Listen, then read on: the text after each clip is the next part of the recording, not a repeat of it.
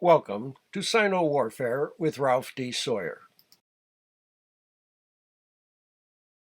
The spring and autumn was an era of cold weapons, daggers, battle axes, spears, supplemented by bows and arrows at a distance. Combat was a horrendous experience, slaying the enemy tedious and arduous, but it was always singular and individual. Even devastating arrow fusillades killed one by one, though in concerted fashion, and this prompted tacticians and strategists to search for far more effective methods. To the world's sorrow, they discovered incendiary and aquatic warfare, two modes that derive their power primarily by exploiting the lethal potential inherent in the environment. Because of its unimaginable impact, fire has often been employed as a weapon by the downtrodden and the outnumbered.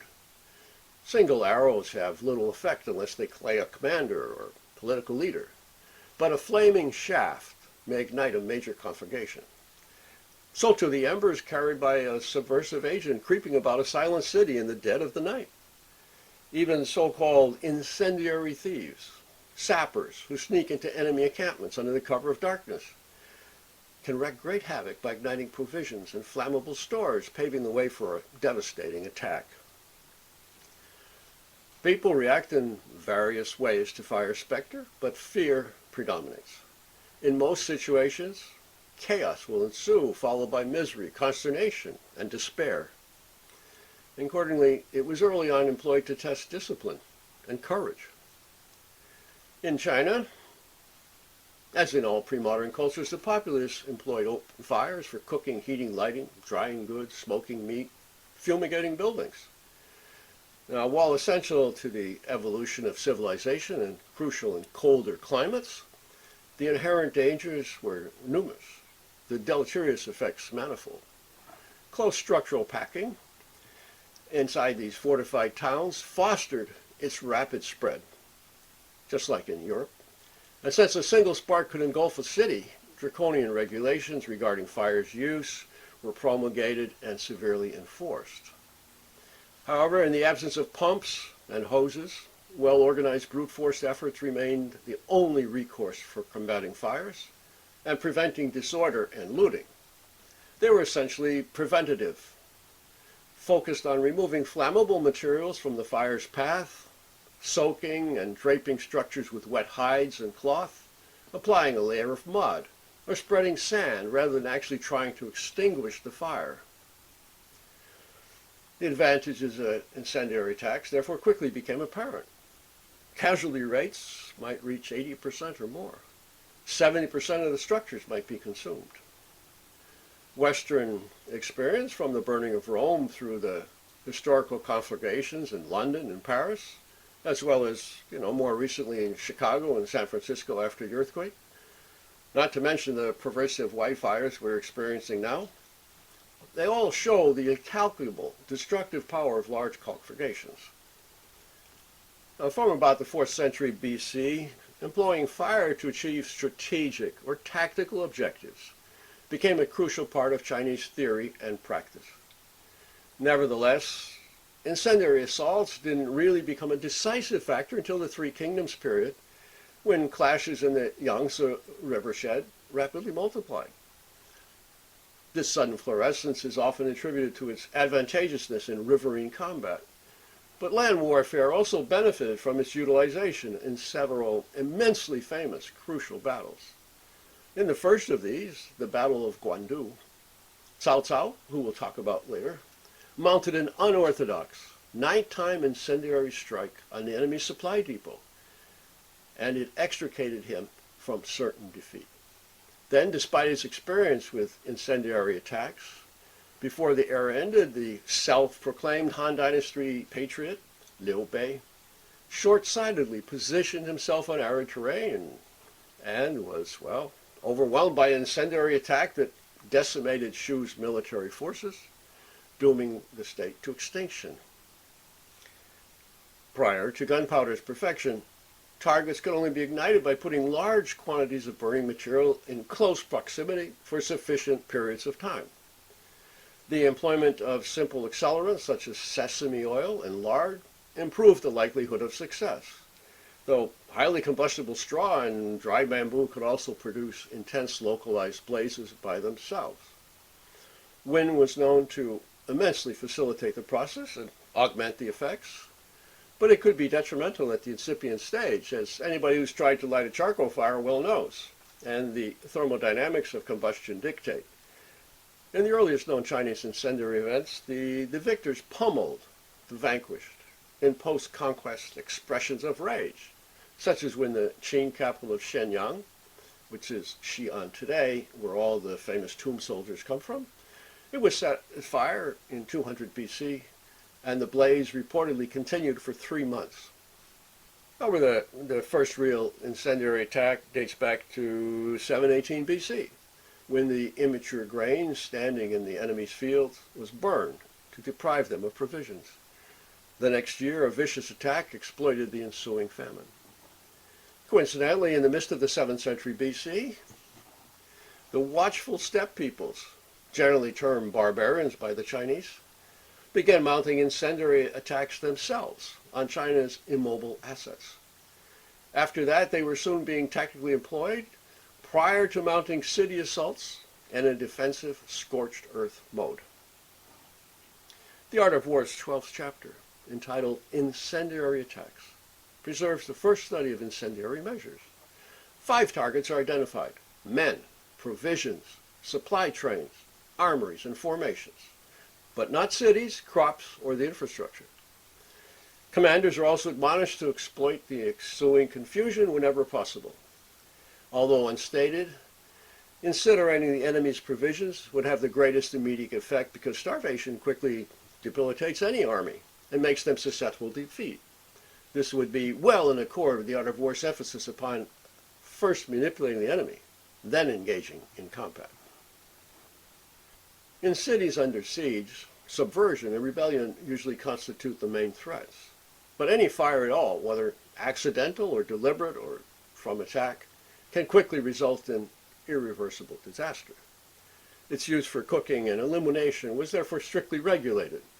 Vulnerable structures were coated in mud to retard the effects of enemy fire attacks, and the populace organized to fight any blaze that might erupt, just as London's residents were encouraged to prepare pails of sand to douse German incendiaries during World War II. Now, because urban strikes inflict severe physical and emotional damage, commanders began employing them prior to zealous follow-on attacks. Later, coincidence with the emergence of gunpowder in the Song dynasty, incendiary attacks came to be viewed as capable of wresting decisive victory by themselves, even caused the enemy to crumble out of sheer terror, severing any hope of resistance. Escalating brutality and wanton devastation soon prompted non-military thinkers to condemn incendiary warfare. And even in the military realm, commanders were admonished not to set fire to buildings, natural resources, crops, or provisions, but rather to fight with the aim of preservation, in Sun's words. Tradition holds that the famous Three Kingdoms strategist, Zhuge Liang, felt his life was going to be shortened for having employed them. But in a sort of dialectical response, over and against the criticism that incendiary attacks were cruel, indiscriminate, extremely grievous, other writers emphasize their value and effectiveness. For example, warfare is the Tao of deception. So if you can be victorious over the enemy, neither launching incendiaries nor breaking open rivers should be discarded. Others added, only those who excel at using fire and water have the awesomeness to shake heaven. And it was thought incendiary warfare could provide the means to thwart aggressive steppe groups because, quote, the barbarians today are fierce and cruel, and it's difficult to match them in strength.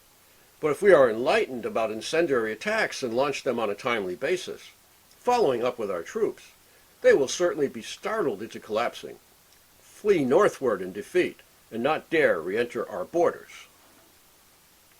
The first real systematic employment of incendiary warfare for strategic purposes actually occurred during the long struggle that forged the Han Dynasty around 200 BC. And thereafter, although practice had devastating impact in the Three Kingdoms period before truly proliferating, China's numerous military manuals don't begin discussing the theory or depicting actual devices until a work known as the Taibai Yinqing, which can be dated to about 750 AD. Thereafter, virtually all the important military writings devote one or more chapters to the subject. Unfortunately, time doesn't allow further examination of their theoretical discussions, but again, extensive coverage may be found in my Fire and Water. Instead, let's consider some of the devices created to mount incendiary attacks. Numerous techniques evolved over the centuries, ranging from incendiary arrows through two-part methods and animal delivery systems. Now, the earliest ones were undoubtedly limited to extemporaneously igniting flammable structures. Torches, deliberately placing combustible materials, probably constituted the first means. Carts or wagons filled with burning debris. They could be wheeled into place or simply pushed downhill onto the enemy probably came next. And on water, fireboats propelled by the wind or carried along by the current provided a kind of release and forget delivery system that could prove highly effective, but of course was beyond control once launched. Finally, missile delivery systems evolved, whether arrow-powered or hurled by trebuchets and eventually catapults. These allowed soldiers to strike previously inaccessible targets in cities and encampments. Now, since torches provided the main form of illumination in antiquity, chucking them into an enemy's encampment didn't require much imagination. However, more complex configurations gradually evolved to maximize their effect, including some that were dropped from cities under assault, others that were thrown onto enemy vessels, such as the pheasant tail torch shown here.